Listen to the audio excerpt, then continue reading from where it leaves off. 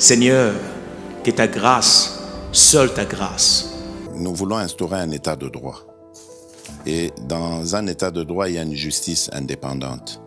Ce n'est pas à l'individu Félix Tshisekedi de commencer à faire justice.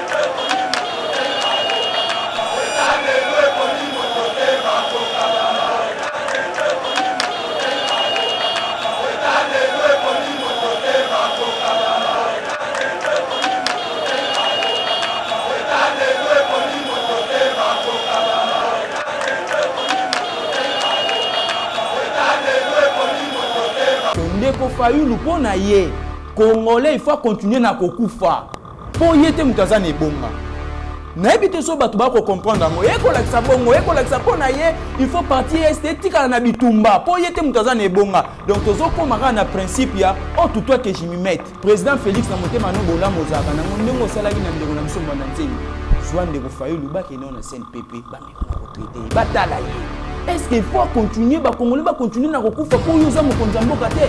Ndeko Kaboun aza libre. Il y a aussi la partie, il y a aussi la point de presse. Au nom, il y a liberté d'expression où ils sont garantis par la Constitution. Il est libre. Partant de ces principes-là, il est libre. Mais s'il pense nécessairement, il faut commencer. Il y a que l'Obama Makambo et que Sengela terre pour na IDPS. C'est là où il se trompe. Ndeko Olive Lembe iloko asali kuna batongi bisote po nga restaurant wana ta bachongo wana limité na okindete po batongi biloko wana na mbongo na biso mbonga makila ils ont profité na kokufa na biso po bango ba piller république. Mbote balandi nyonso ya Yeba TV à travers le monde bipa yoapi vraiment bozwa kabiso na kati ya FAI patriotique émission na bino ememela kabino toujours ba actualité politique au etali mboka na biso ya République démocratique du Congo plusieurs sujets au tokolobi na mokolo na lelo notamment la réunion ezaki prévue mokolo ya lelo mardi 12 juillet na Luanda sur la situation de la RDC toujours de l'Est les abongo reporté à 2 semaines plus tard ba ko sala bongo réunion wana dans quelques jours ba reporter en ezali sous na moko na lelote tokolobe la paix les propos de Martin Fayulu devant la population à Kisangani tokomeka vraiment qu'on réagir sur ba propos na et pourquoi pas parler aussi de l'IGF qui veut enquêter sur les concerts de Wenge Musica BCBG 4x4 tokolobe lango parmi ba sujet wana nyonso tozana mwana mboka Kert Lukwamusu o vraiment boyebi na Yeba TV azalaka comme moko ya bandeko na biso ba combattant ya l'Union pour la démocratie et les progrès sociaux au parti cher au président Félix Tshisekedi yende vraiment akomeka kopesa biso ba biyano na mituna otokotuna e na mokolo na lelo mbote mwana mboka Kert Lukwamusu mbote mama biga boni santé. Oui, na Yeba TV lelo. Santé za malamu mingi malgré tout toko kokamwa malilo te mais tant soit peu on est en train de faire des efforts pour que toko quand même kozala au point et puis to yeba na ko communiquer na ba ndeko na biso bazana bandako bazana ba mikili mususu pona koyoka pona koyeba nécessairement évolution ya mboka Congo. Voilà, la réunion prévue ce mardi 12 juillet à Luanda sur la situation de l'Est de la RDC et le gouvernement de la RDC qui devrait prendre part et pourquoi pas le gouvernement du Rwanda aussi. La réunion est reportée à quelques jours. On a eu propos ni réaction dans les abonnés par rapport à un report. On a déjà plusieurs réactions na toile na Katambo Kanabiso. Ce n'est que normal. Partant, il y a principe n'engue na lobarata nyonso. Toza peuple moro oyo. Toza na difficulté beaucoup plus sur l'accessibilité de l'information. Okay. C'est différent et c'est difficile aussi pour que tu aies l'analyse sur les informations. Pour nini, pour essentiel il y a éducation na biso de Kabila sia bebisaki. Donc eza moi pas si mingi. Mais au monde na mpandio et ça les reports, il y a commission esengela qui est vanda entre bandeko na biso ya Congo na bandeko ya Rwanda et comme il reporté parce que les pays hôtes où ils ont joué médiation à l'Angola où ils sengela ki yamba biso c'est prouvé. Okay. ex-président na ye oyo atikelaki Joao Lorenzo Ebonga akufaki. Akufaki ba décrété deuil national. Ce qui fait en sorte que l'activité nyonso se kokoye ko salema na mboka Angola. Toutes les activités politiques. Et là, il faut attendre jusqu'à ce que bandeko bakokoka kokunda oyo azalaki président na bango.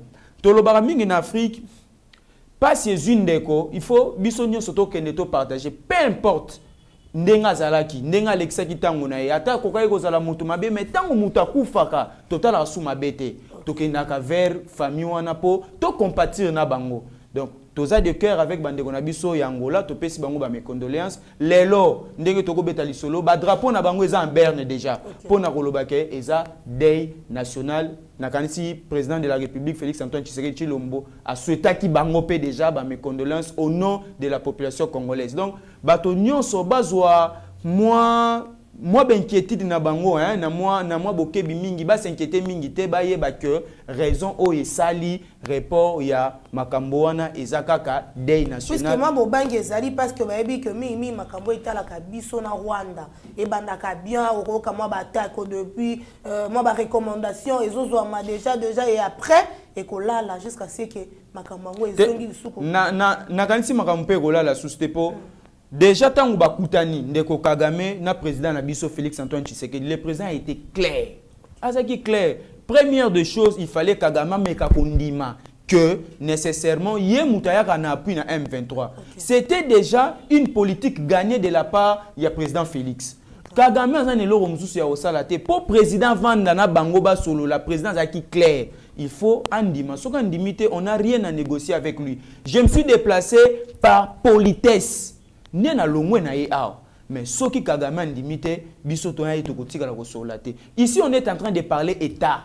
Il faut bato ba longola ba émotion, ba longola ba sentiment, ba longola ba couleur politique na bango. C'est le pays qui est en train de chercher à gagner une bataille.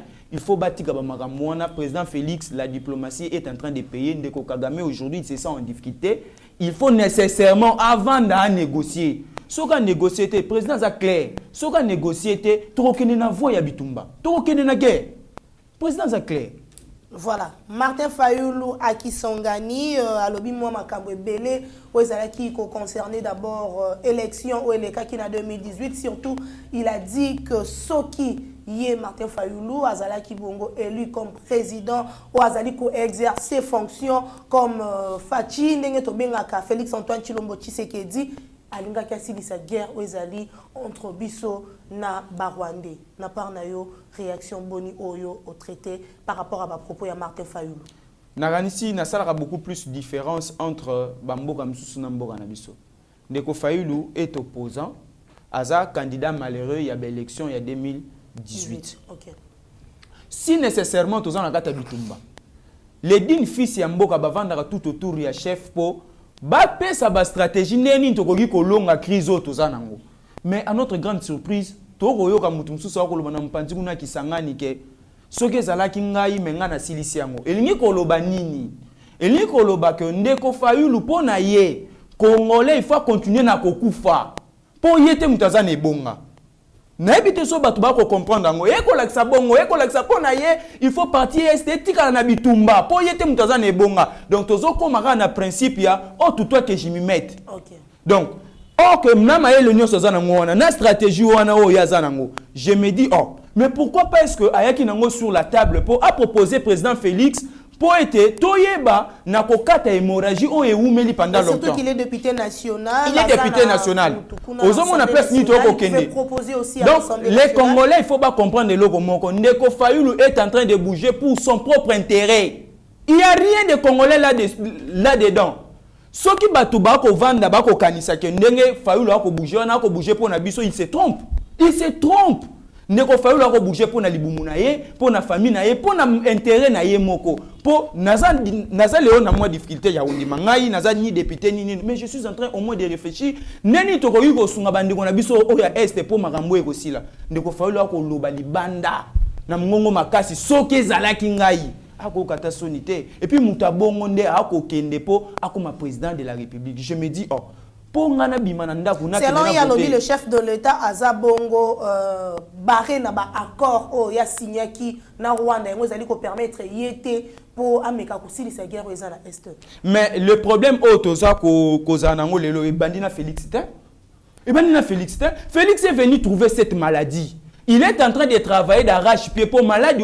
La phrase magique que Félix a utilisée hier en plein exercice à l'Oba, qu'il est prêt à donner sa vie pour qui maison en Est. Hier, président Félix na Belgique a dit, oh, je me pose la question, ce que ça qui n'a na place na ye, makambo nyoso ya salaka, alinga se sentir neni. Voilà. Donc, Ndeko Fayulu a tika ba discours ya populisme. Toko kende na ba élection, azane kimia. Ngana lobaka chaque jour azala kimia. Félix azali na compte à rendre na biso population, na électorat, biso ba tuto pona kiye. Diepe avant na kimia, abomba ba discours na wana nyoso. Soki akoloba Ndeko Félix azana bakor o ezako kanga ya ibi bakor wana abrandira ngo. Allo bango pour président Félix Nangonga oyo akataki bakor nyonso oyo ezaliko sangisa biso na Rwanda a suspendaki yango. C'était déjà un premier pas pour te comprendre que le président azo kene na voix nécessairement ya aussi sa makambo ekoleka na est. Mais Ndeko Fayulu soka okolia po azongi sa pota. Ya ba Congolo ba kokufa chaque jour. Paulo banabiso ke soke ezalaki ye. Je me dis oh, mais finalement Ndeko Fayulu, il a un problème ou quoi? Président Félix Namotema no bola mozaka na ngondengo salaki na ndeko na biso mbanda ntemi. Zwa Ndeko Fayulu ba kene na CNPP ba meka na retraité. Ba tala ye. Est-ce qu'il faut continuer ba Congolais ba continuer na kokufa pour yoza mokonza mboka te? C'est ça la question qu'il faut se poser. Voilà, toujours Martin Fayulu. Si d'aventure quelqu'un ose encore voler la victoire en 2023, tu n'auras pas d'autre choix que de descendre dans la rue pour la réclamer et la récupérer comme d'autres peuples souverains. Martin Fayulu devant la population. À l'Obi, selon hier, on a eu à voler sa victoire en 2018. En 2023, ceux qui vraiment salemi les sous bon et qui ba yibi les sous victoire, il y a candidat Oyo à Kobima président selon hier. Et que la population et bimana balabala est réclamée et ça la bongo désordre on a évité na part na yo pour réagir. Ah place on a ni ba congolais bala nanga bien bala nanga kimia pongai état intellectuel na vanda ina ndaku na Hollande procès na cour constitutionnelle. Je me dis oh ici Fayulu il veut montrer à tout le monde que c'est lui qui était le gagnant. Fayulu connaissant le règle ya cour constitutionnelle aye na ba PV en plein, je dis bien, en plein plénière. Oyo, règlement d'ordre intérieur ya cour constitutionnelle et boya yango. Ba PV kotaka avant plénière. Mais ya ye nango, logo la aye ça spectacle pour Alexandre Mokili Mobimba ke yende muta gagner ki ba élection. Lelo toye, Ndeko Fayulu pesa la biso 3 résultats. Yemoko a gagné 37%, Yemoko 51%, Yemoko 64%. Je me pose la question. Toro se référer à un résultat ni parmi les 3. Si réellement c'est lui qui avait gagné les élections. Akeya sa l'émission moko awa, kalamingite awa. Kakambulo. Alobi na journaliste alobi heureusement que boye lelo pa na ngai na hôtel na ngai. J'ai avant to kabwana bino, j'ai des PV. Nakola kisabino pour comprendre réellement ngam na gagné l'élection na yebiso na lande mission na tisuka ti journaliste akei abimsa ta PV moroté. Peut-être que qui oublie peut-être un peu. La journaliste ou les journalistes pouvaient le rappeler dans 4 émissions. Mais si on a lobby, on doit y aller le bagawana et ça met la place nini parce que lui-même il n'a pas un résultat auquel il faut recourir nango. Donc il nous prend comme des idiots. Alinga di pebiso so qui réellement y a hold up approuvé biso mokil mombe vanda qui est kotala ba caméra y est par-ci par-là pour Fayulu la kisana mokil mobimba ke yem ta gagner qui ba élection il a été incapable nengi ni siko mutabonga ko loba na biso déjà en amont parce que wana déjà comme lobe la ba ave na ye que même na 2023 so na ke ina ropola na rozonga ga na makambo. Donc, azolinga me mabiso na kata donc ya tikali éternel plaignant. Arobanda ra ko le laga na ye. Token élection na ba 2023 wa pas kozwa souste. Je te dis à Rosoité. Moi, question, moi, Sonny. Selon vous, quels sont les candidats au bazar, combien de candidats potentiels pour l'élection 2023? Ou vraiment, ceux qui peuvent Pessi Makambu, face à Félix Antoine Tshilombo Tshisekedi, qui peut bousculer moi. Connaissant l'homme congolais, non, à mon ante. Connaissant l'homme congolais, non, à mon ante. Pour président Félix déjà n'est zawana. Surtout sali plateforme et salima po ko ko salima to sangana ba plateforme au salima non ko tout moni pe minité to zelaka 2022 ici là to ko ta 2023 je doute fort que Panzana je doute fort mais les candidats oya ko sala bras de fer na président Félix na 2023 azate bango so bazate Moïse Katumbi n'en parlons même pas de lui. Le monsieur en question, il a pillé. Azate, na lobi bien tant na loba mutu a ça la bras de fer na Félix, ça mutu azama boko pembe boy, pembe azate. Pour mutu nyon soso tali passer na eza toujours salité. Ozu Moïse Katumbi salité. Ozu o kotanga wana matata pour nous salité. Ba on nyon so kotanga na bazana va passer eza salité.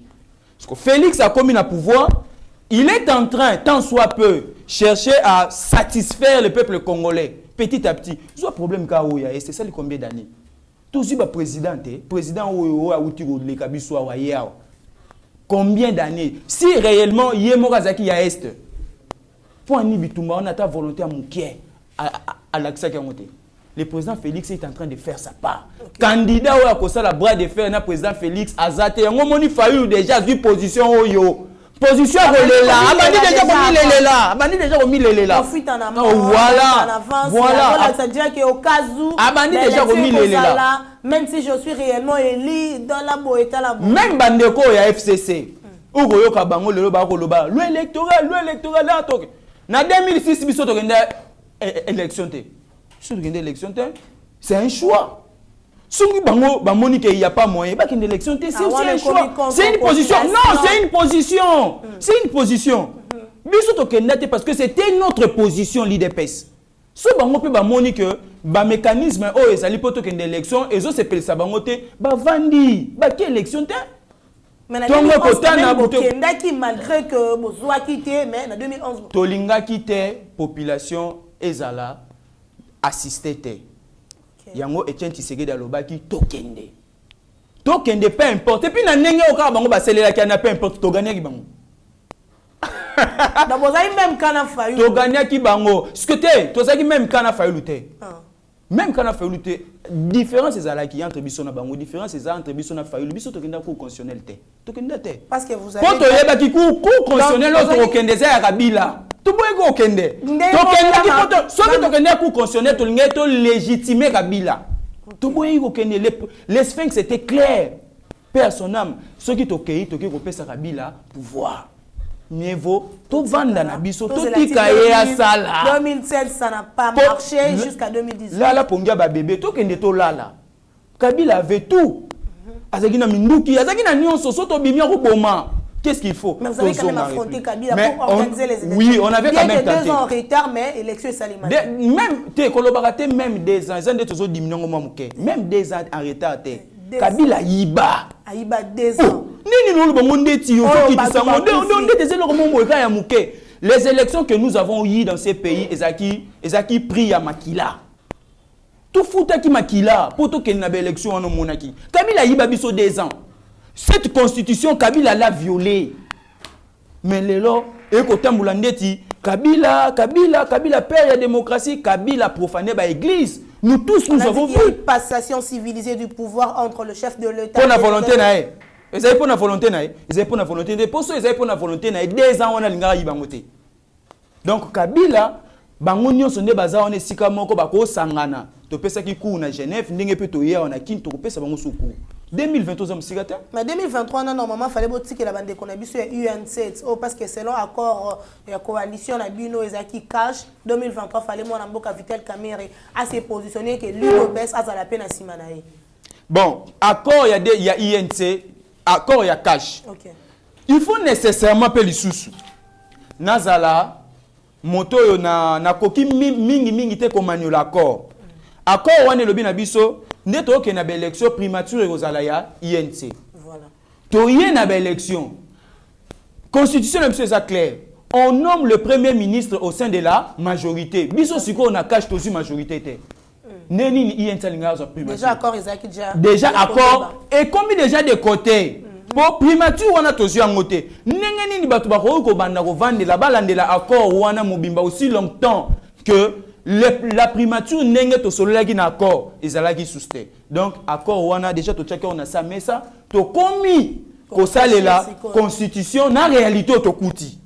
C'est ça le grand problème. Donc Camille Ndeko Kamere yepé abomba moi bisara na ye ndenge pas ali tous derrière le président Félix. Au cas contraire aucun mupandi toke na ba élection to gagner bino lisusu après boya oluka makamsu na. Donc 2023 vous êtes vraiment sûr que bino ndé IDPS pour gagner l'élection. 2023 président Félix a ici 2028 IDPS mususu ayi. Mususu lisusu. Donc vous IDPS mais dauphin ko ya Félix a oya na 2018 a obima na IDPS. On a fait 37 ans au combat, madame. 37 ans à pouvoir. Nabi 37 ans à pouvoir, peut-être plus 50 ans. Je n'ai jamais réfléchi, je n'ai jamais vu IDPS après le pouvoir. Non, ah, donc pourquoi tu as réfléchi? Nanu na IDPS après pouvoir. Ndeko Kabund, des res mémoire. Alobagi na biso que tout ça la remise et reprise na mais pas Zoya Makasi parce que d'ici là, dans quelques jours, Alobi pas qu'on s'est lancé devant la presse et il va dire de vérité. Oh, peut-être Nabiso, Nabino, Tozali, cause la vérité, on les abonnés, il va critiquer l'IDPS, il va s'aligner derrière l'IDPS. Naibité pour lundi déjà mon article, on les ali ko panzana na ba réseaux sociaux Nabiso. Vous allez ko bangate, emso ko lo ba moi makambu na bino moi ba fayo bozaka na IDPS devant batunyo so boza ko bangate. Ndeko Kabund aza libre. Il y a aussi la partie, il y a aussi la point de presse. Au nom il y a liberté d'expression où il est garanti par la Constitution. Il est libre. Okay. Partant de ces principes-là, il est libre. Mais s'il pense nécessairement, il faut commencer, il y a que l'Obama Makambo et que Sengela tête pour na IDPS. C'est là où il se trompe. Na rappela que chaque jour, même na ba réseau, même na ba toile, na rappela que tu n'as jamais été plus que Moubake à l'IDPS. Moubake est parti à l'Imo et à l'Ali. Ah là là. Il y a une différence. Kabund, c'est au pouvoir. Mouba qui peut-être des opposition et permettait que mais Kabund nazana bino na pouvoir. Kabund moi IDPS aza coquille vide. Moi IDPS coquille vide. Biso to juillet nenga utaki place a utaki wana sogi na bakami na so wapi to juillet. Aye. C'est l'IDPS qui l'a façonné. IDPS a payé sur yazalelo. Siko to tikié. A ça la plus que IDPS. Total. Pour battre 520 gigas, c'est grâce à l'IDPS. Nenga ke ibonga comme un tera total. Un tera, toujours zélat. Toujours zélat comme un tera. C'est la politique. Makambo Kabunda c'est biso na parti pour te lo bangote. Kabunda a été capable de cracher sur les combattants, voir qu'ils sont poids. Sur les combattants. Kabunda azana mépris à ba combattants même ba combattants ba commission o yozali. C'est grave. Donc, Tolingana biso ko lobate a continué au sala makamune nenga ko sala wana. Nous sommes l'IDPS. 2023 Jean-Marc Kabund Dauphin et Félix Tshisekedi. Na majini na ko mabongo. Dauphin nani? Félix Tshisekedi. Ah na majini ya ko sala ngo. Le Kabund qui a manqué de respect au président de la République. A manqué de respect au président de la République. Moi j'ai suivi Kabund à plusieurs fois. To vandi boya vandi on a vandi. Quand je sors ce ko lobana ba comment est-ce qu'il est en train de critiquer le président de la République? C'est quoi ça? Donc, Kabund pour naïe, Félix Azaki président n'a été. Bon, ce qu'on imagine, Félix a calculé que aïe la biso le gola dauphin. Parti na bango. C'est parti na bango te biso na IDPS tozalaka libre. Ce qu'on a calculé qu'il faut Kabund ndaye le roi dauphin naïe, au moins na makambo paye comment? C'est simple. Voilà. L'IGF veut enquêter sur les concerts de Wenge Musique à BCBG 4x4. Oui, vraiment. Et ça, les Maki Mokolo, il y a le 30 juin à Katia Stade de Martyr. Balobi, il y a eu l'argent qui a été déboursé par le gouvernement congolais par rapport à concert Wana. Biso Tebi que concert Wana Zalaki n'a pris aux Zaki bon fixé 5 000 francs par personne. Mais à notre grande surprise, nous avons vu une note circulaire. Il y a IGF et Zali qu'on réclame à ce que le gouvernement congolais et Binissa Kimbongo à travers travers la ministre de la Culture et Art pour financer concert ya Wenge Musica BCBG 4x4. Réaction. Cofinancer d'abord concert ya Wenge Musica 4x4 wana ndenge ba koloba, ce n'est pas aussi mauvais. Pour nini, nangina relever babiloko et cause à l'important. La première des choses, tokei tozimboka oyo au cours de tokotambola tokomi na ba problème ebele, ba problème tribal tout. Et puis tokei na makambo ekota la guerre. Wenge ayeli biso eloko. Aye ko bundisa tribalisme. Poso otali kaka coloration na bango komona ba ko sangisa ba Kasaye, ba Bandundu, Congo central tout. Et ça déjà un message. OK. Ayeli biso eloko mususu, abi concert na biso to soutenir FRDC. Les 40% ya recette na biso ekende na FRDC. Okay. Nenge nini bino bolingi au nom ya makambo nyonso to komona na Wenge, soit disant bato satana ba ko sangana pona cause moko etali mboka. Bato nzambe o ba ko kokate. Ndenge nini bolingi gouvernement akoka ko soutenir initiative ya bongote. Toye na appui pour na soutenir initiative ya bongo. Les dignes fils du pays basangani. Mais bato ba kotala malamu. IGF pa ko sa musala na ye. Azali organe ya contrôle. Oyo ezalaka rassuré par le président de la République. Président Yeli Biso na programme na ye, aye na biso na 4 axes. Axe na ye ya liboso ezalaka bonne gouvernance. Na kata bonne gouvernance, 6e pilier na ye akobundisa corruption, ba détournement ba bilo musu na kati. Maman, soki gouvernement mutabimisa ki mbango kanyaka. Ndenge nini mosolo wane ko yiko za la tracete.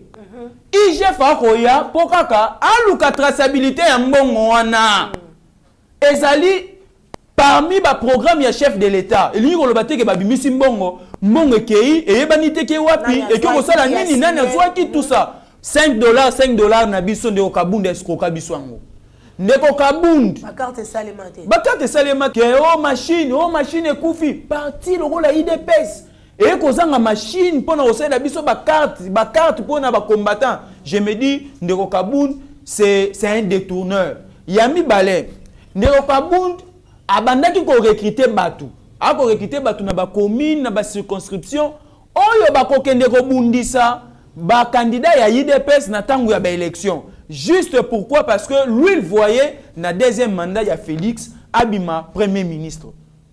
Pour abima premier ministre ayebaki te ke IDPS ko kipe ko pesa yango. Ce qui IDPS est majorité. Mais hier azoki de travailler à la contre ya IDPS. Azo recruter akende ko aligner ba candidat pour nasuka yenda bima premier ministre. Mais qui premier ministre na ebima libanda ya IDPS. Ndeko Kabund ateki ba poste ministériel. Ndeko Kabund ateki biso ba poste ministériel. Ayeli biso bato tomonika lobby amba moko ministre. Poste ya IDPS. Omoni penake o ministère ya donc ministère ya IDPS. Omoni oyo. Oh, mais on ndeni akumi place. Kende na ba cabinet awa omona. Omi tuna ba combattant Ndeko Kabund soka ko kanisa ndeti. Makambo ya salaki IDPS eza nango te toza nango. Soki alinga évoluer, azwa page ya IDPS a tourner pour biso to yebie lisusu le kwa membre ya IDPS akende na opposition. Ndeko Olive Lembe eloko asali kuna batongeli biso te po nga restaurant wana ta bachongo wana limité na okende te. Po batongi biloko wana na mbongo na biso mbonga makila. Ils ont profité na kokufa na biso po bango ba piller république. Tomoni batoyo baleki Congo na mbongo, baleki mboka mobimba na mbongo. Tokea wana dossier ya Jekamine. IGF a pesi biso premier résultat na ye, premier rapport, 35 milliards détournés. Mais si vous neni ni batoyo bako kende, zo même na ba pasteur, tant bako kende kuna bako te ya bango nini. Ba pasteur bako kende ko wela nini transport, kanyaka kolia to nini. Pendant que mbongo bazanango fortune bazanango ba pauvrir le peuple congolais pour l'intérêt na bango. Yango mona do ba kotonga ba hôpitaux ba nini tout. Mais je me pose la question justice eza place nini. Les rapports étaient donnés. Besoin d'un rapport, bon s'enquérir nango pour nécessairement bo banda ko interpeller bato. Bato ba yibi kanyaka. Ba yibi mbongo à l'état. OK. Lelo azozwa luxe. Ya kotonga restaurant na kati avion. Vraiment. Asali Lix. Bato nyonso balongwaka ville ya Kinshasa na bakwe nyonso bakendaka na site na bango kuna. Ya Kingakati pendant que les eaux est ici. Baboma zo. Jardin zoologique. Baboma yango. Bazwi banyama nyonso bamemi epa na bango. Donc, kuna tozalo wana la visite ndenge zaka na kala ba école exact. Kuna ezalo wala paradis.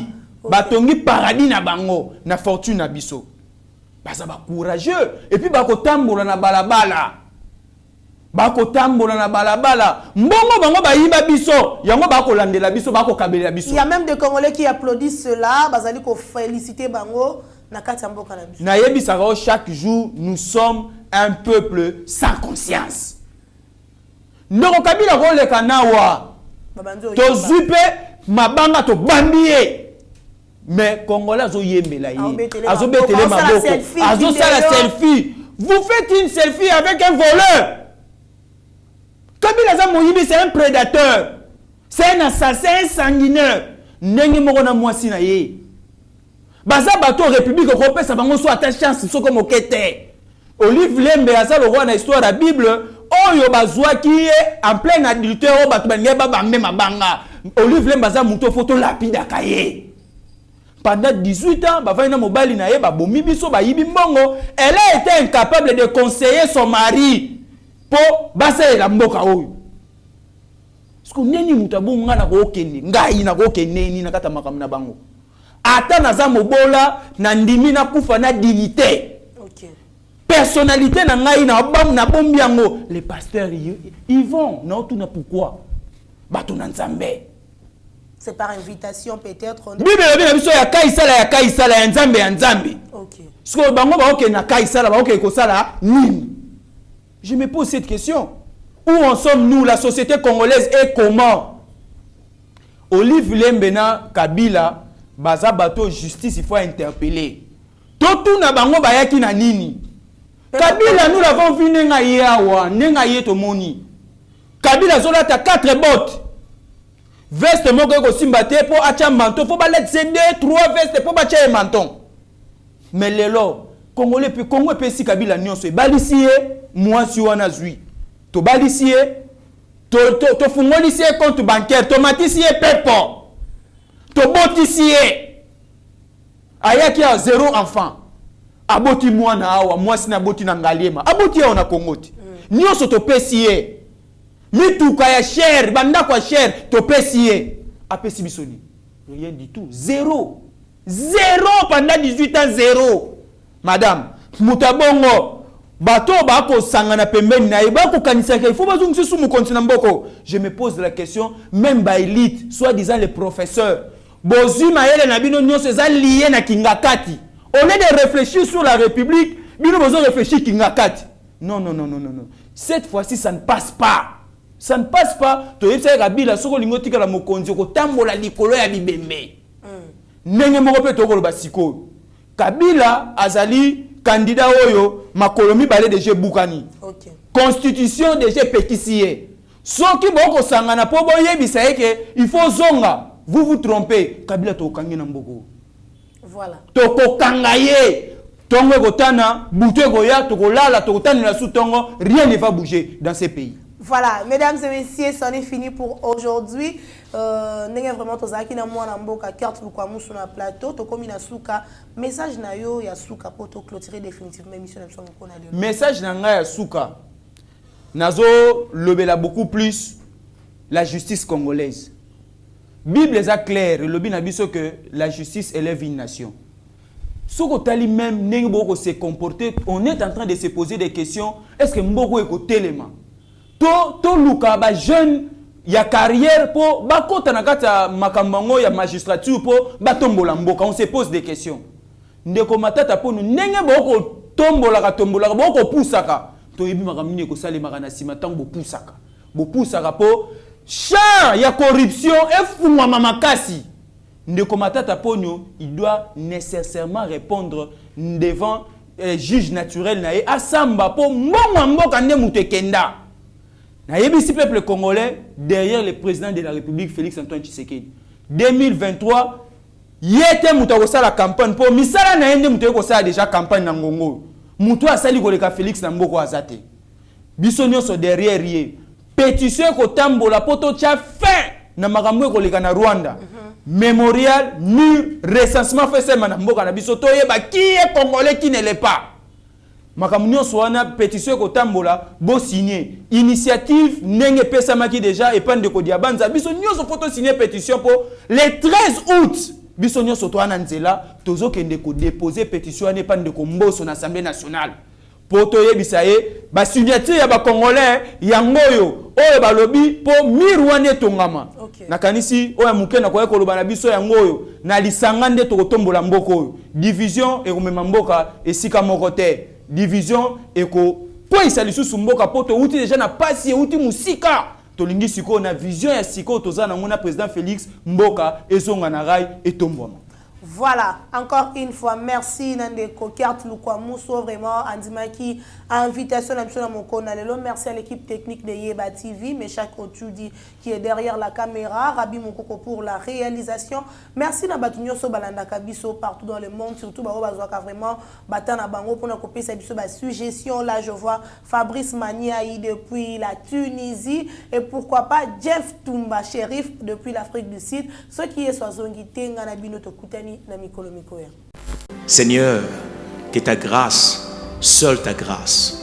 Nous voulons instaurer un état de droit. Et dans un état de droit, il y a une justice indépendante. Ce n'est pas à l'individu Félix Tshisekedi de commencer à faire justice.